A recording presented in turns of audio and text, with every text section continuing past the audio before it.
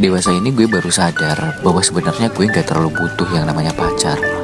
Gue cuma butuh orang yang bisa diajak ngobrol, cerita tentang apa aja yang udah dilaluin hari ini, orang yang mau dengerin keluh kesah gue, atau sekedar cerita yang sebenarnya gak penting-penting banget buat diceritain.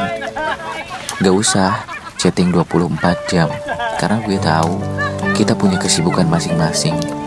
Cuman kalau mau jalan ya ayo, mau makan ya ayo. Karena banyak banget cerita yang akhirnya gue simpan sendiri dan rasanya sakit. Sebatas nanya, gimana kerjanya hari ini? Oh iya, ada cerita apa? Capek ya? Ya udah, kamu istirahat Gi.